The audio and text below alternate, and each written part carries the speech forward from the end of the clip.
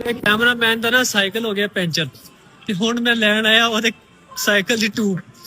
ते मैं कहा चलो ਇਹਦੀ ਵੀ ਵੀਡੀਓ ਬਣਾ ਲਈਏ ਤੁਹਾਨੂੰ ਦਿਖਾਈਏ ਕਿ ਜਾਪਾਨ ਦੇ ਵਿੱਚ ਸਾਈਕਲ ਦੀ ਜਿਹੜੀ ਟਿਊਬ ਹੈਗੀ ਨਾ ਉਹ ਵੀ ਮਿਲ ਜਾਂਦੀ ਹੈ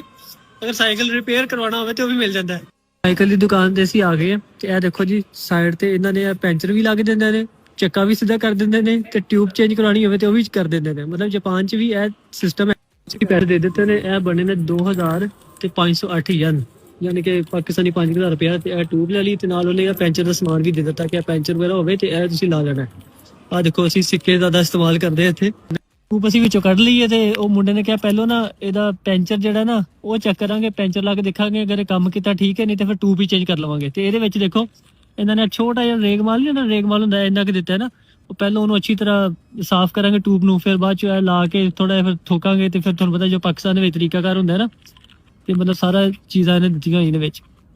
ਦੇਖੋ ਜੀ ਪੈਂਚਰ ਦਾ ਪਤਾ ਲੱਗ ਗਿਆ ਤੇ ਹੁਣ ਪੈਂਚਰ ਲਾਵਾਂਗੇ ਨਿੰਜਾ ਟੈਕਨੀਕ ਹੈ ਨਿੰਜਾ ਟੈਕਨੀਕ ਕੇ ਸਾਥ ਟੈਕਨੋਲੋਜੀ ਆ ਦੇਖੋ ਮੇਰੇ ਹਵਾ ਭਰ ਰਿਹਾ ਓਏ